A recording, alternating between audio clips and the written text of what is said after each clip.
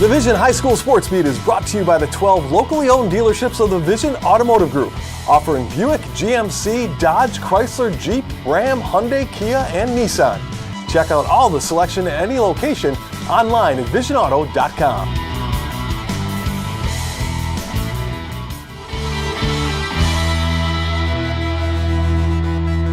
Hello everybody and welcome to the Vision High School Sports Beat. I'm Dave Yates. We're wrapping up the spring sports season this week, and we'll begin by taking a look at one of our favorite stories. She's the ace of the Victor softball team, Jeff Barron, with the tale of the girl who threw no-hitters.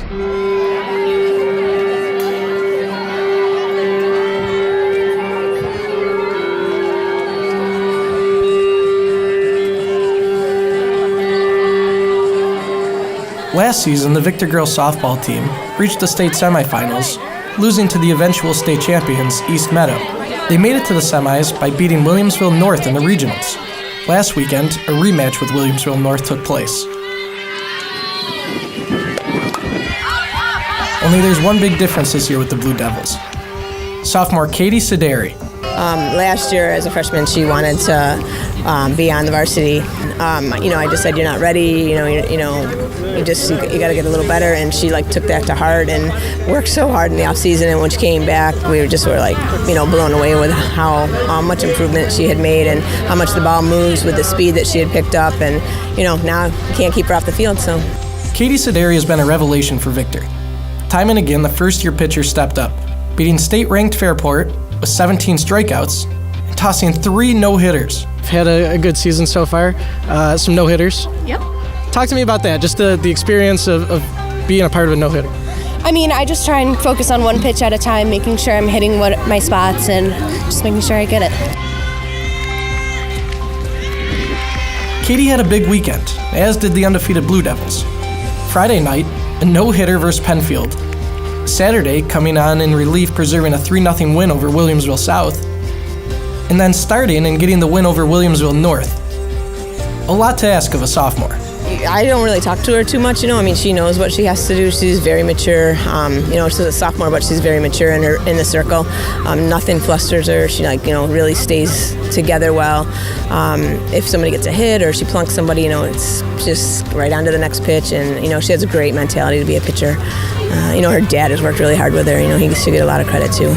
She's doing a great job on the mound, working, staying humble, getting in the zone. So we couldn't be prouder of her, but hopefully she just continues to improve this season, What's going through your head, in those later innings?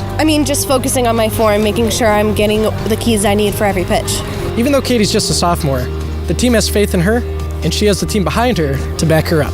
It just means that we all have to have her back and lift her up. And, we're constantly talking. There's not a player in the field who's silent. Everyone's talking on the bench. Everybody's talking.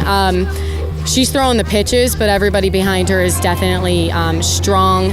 Everyone on the bench is especially strong, calling out if the runner's going, picking signals, stuff like that. So, we all believe in her, and she believes in us, and that's really what's going on. So, Victor ended Saturday with a 10-0 mark, and were ranked 3rd in the state's first poll that was released on April 29th. The Blue Devils are looking for another run at the state title, but remain committed to taking it one day at a time. This team they're great. Definitely something special, but we're a humble team. Everybody on this team is important. We're carrying 16 girls.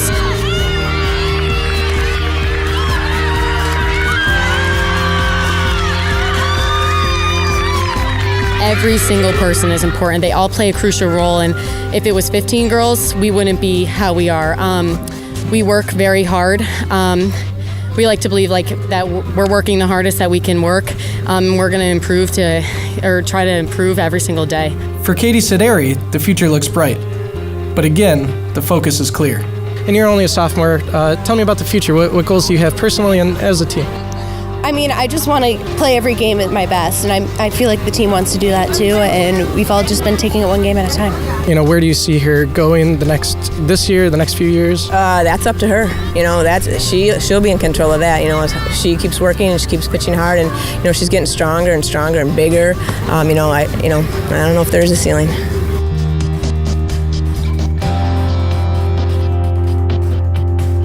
From Victor, this is Jeff Barron with the Vision High School Sports Beat.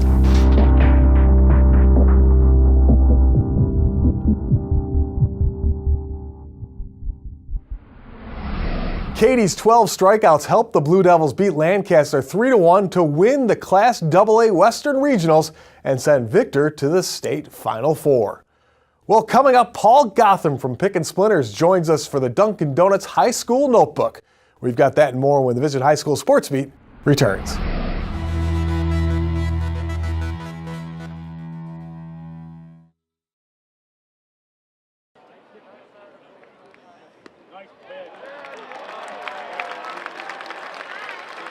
You have FOMAS, fear of missing out on smoked sausage. But fear not.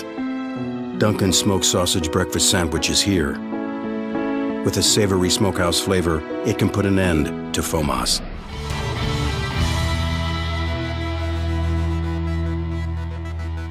Hello and welcome back to the Vision High School Sports Beat. I'm Dave Yates. It is time now for the High School Notebook, brought to you by Dunkin Donuts. America runs on Dunkin'. As always, we are joined by Paul Gotham from PickinSplinters.com. Well, Paul, another spring season in the books. Let's talk about some of the highlights from this past few months. We're going to start it off with the Section 5 team that is making its third appearance in the New York State semifinals. It's not Victor, it's not Canandaigua, it's the Avon Braves. Rob Freese and his gang for the third straight year getting through the Far West Regionals and advancing to Binghamton. Great job by the Braves. Max Countryman, great name to remember. Yeah, really. That's a name that can go down in history, but Max doing it from the mound and doing it at the plate for the Braves and getting them into the Class C semifinals. It'll be great to see if they can push it through this year and advance from there. You go from a team that's been there 3 times to then 2 teams who are winning their first sectional titles in decades. The Mid-Lakes Screaming Eagles winning their first since 1984, and the Wayne Eagles winning their first since 1955. Wow. Which we'll all tease Andy Struzik and see, was he coaching that 55 team? And I'm sure Andy's watching this right now, and I'm going to get a comment from him. But that's great to see those groups getting through and finally winning the sectionals. But I think when it comes down to it, the highlight has to be Mike Scully and what he's doing at Canandaigua. The junior left-hander, 22 1/3 shutout innings, not 22 1/3 where he hasn't allowed an earned run, but shutout innings. And in the Far West Regional against Maryvale, they did not get a runner past second until the 6th inning against him. He's three complete game shutouts, and then he also did some work out of the bullpen in the regional qualifier. Comes in a jam and gets them out of that. Last year we were talking about Tanner Cooper, who had picked up 3 straight wins for Canandaigua to help them get the sectional title. 3 straight wins is great. 3 straight shutouts is something else. And when you look at Mike Scully, I don't know what they have him listed on the roster as, but he's got to be about 5'9", 5'10", and about 135 soaking wet. And he does a great job of pitching. He's not a kid who's going to overpower you, and I think he'll be the first one to tell you he's got some good late action on his fastball, and he was right in rhythm there in the Far West Regionals. Great highlight. Don't forget Chris Verone, who put 2 balls out at Frontier Field. And Nate Rowan was joking in the press box there that maybe the Red Wings should think about signing him for home games. And that the first home run, everybody raved about it, 400 feet dead center. The second one was down the line. It was only 335, 340 only. But the wind was blowing in. It wasn't a stiff breeze, but the wind was blowing in. So kudos to Chris Verone and getting Victor back to the semifinals. Great job by Sean Rucker. It's wonderful to see them back where they really belong. Yeah, and it's great to see all these Section 5 teams moving on to the state level. It speaks volumes about the talent we have in this area as always. Paul, once again, thanks very much. It seems like just yesterday we were talking about trying to get games in, and now we're talking about state finals and state playoffs. So thanks once again. PickinSplinters.com. Go check it out. This has been the Dunkin Donuts High School Notebook, brought to you by Dunkin Donuts. America runs on Dunkin'. We're back with more of the High School Sports Beat right after this.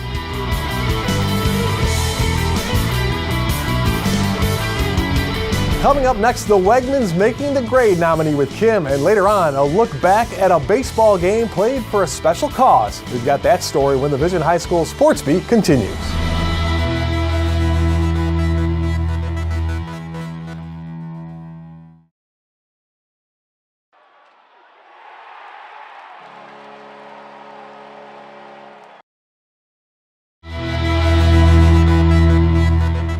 Welcome back, and thanks for watching the Vision High School Sports Beat. I'm Kim Burnson. It's time now for Making the Grade, brought to you by Wegmans. Wegmans is a proud supporter of Making the Grade, which highlights the accomplishments of Section 5 student athletes on and off the playing field.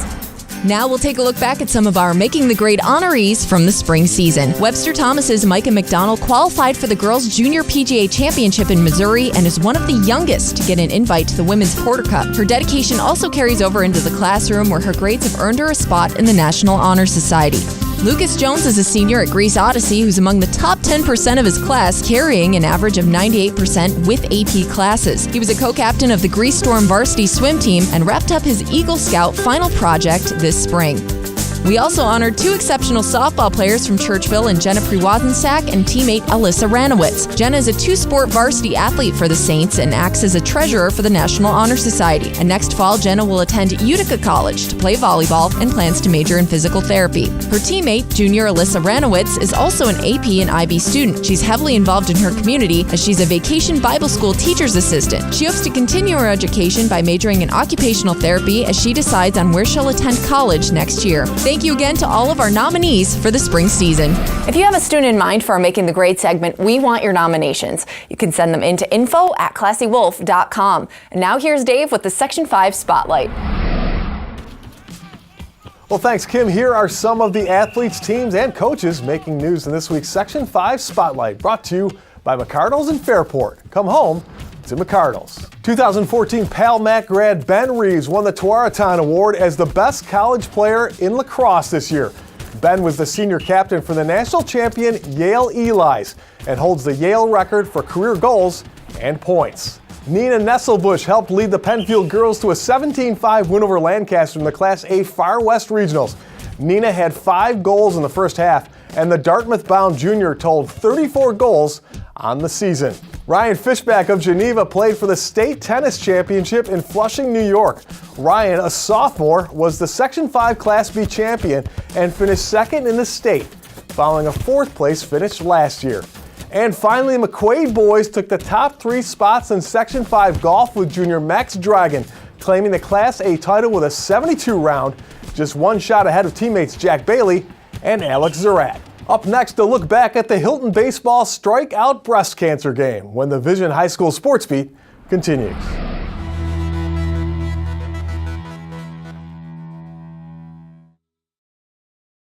Came now to Eichel. He floated one. Welcome back, and thanks once again for joining us on the Vision High School Sports Beat. I'm Dave Yates. Back in April, Hilton baseball hosted Spencerport for a special game with a personal meaning for many involved. Here's Paul Gotham with the story of the Hilton strikeout breast cancer game.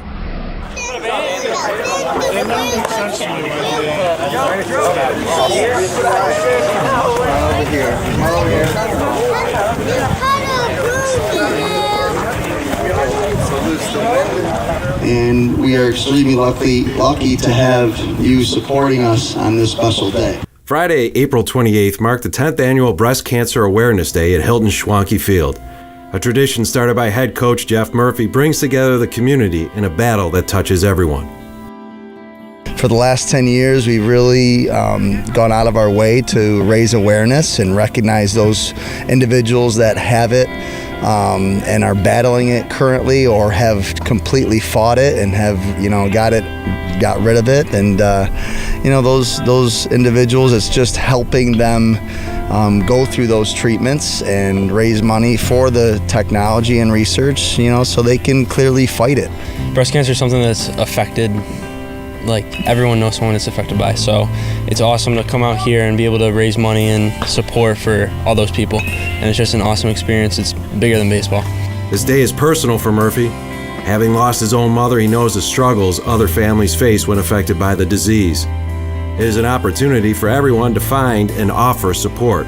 My mother passed away of breast cancer when I was, in middle school. So, she was only 38 years old. This is in 1988, and you try and back in 1988, they didn't have the research and the technology and the funding, for the treatments and back then. For the Hilton cadets, it's also an opportunity to rally around their coach.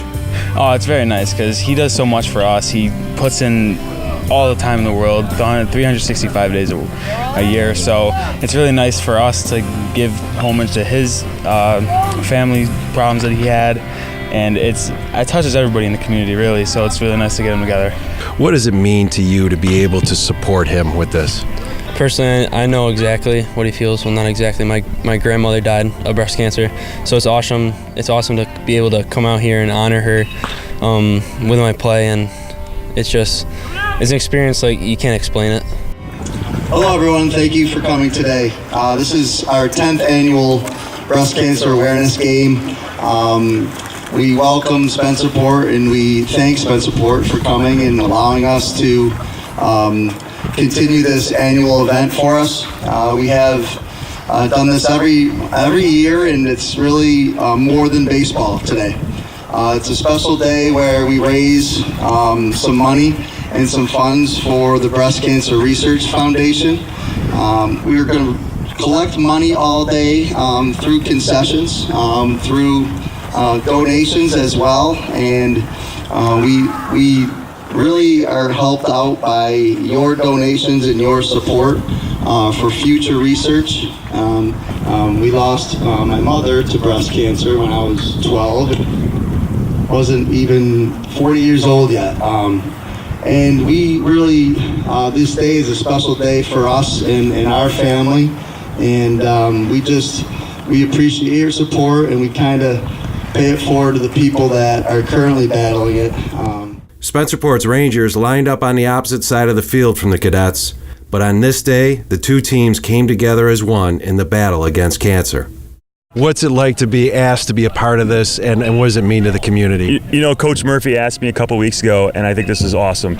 We were so delighted to be here. It's like I told my kids on the bus on the ride over, this is more than a game, and it's a chance for play for something greater than ourselves.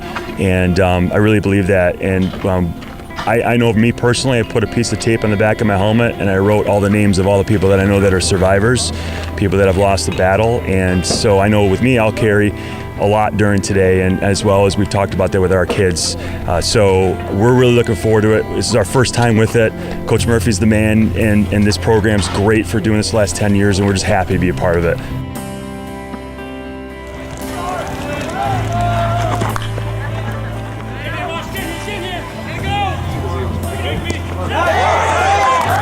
On the field, Hilton jumped to a 6-1 lead, but had to rally late to hold off Spencerport.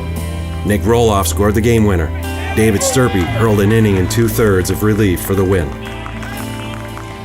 It's a great day overall. It's a great atmosphere, and we're lucky to have, Spencerport come today. We've had all sorts of schools come over the last 10 years, and it's just been a great tradition for our program and for our community and for our school district as well. What does it mean to you as being the coach and seeing your guys just grab onto something and run with it? It's sometimes it gets me emotional, to be honest, but this is why we do it. We do it for these guys here. We do it for, sometimes thinking, we're always preaching, on the back of our shirts, we say, who are you playing for today? And we know who we're playing for today. We're playing, for the people that are affected by the disease, and we're playing for my mother, and we're playing for, people that, have been affected by it. So it's going to be a great atmosphere today, and we're really looking forward to playing this game and continuing this tradition of ours. From Hilton, this is Paul Gotham with the Vision High School Sports Beat.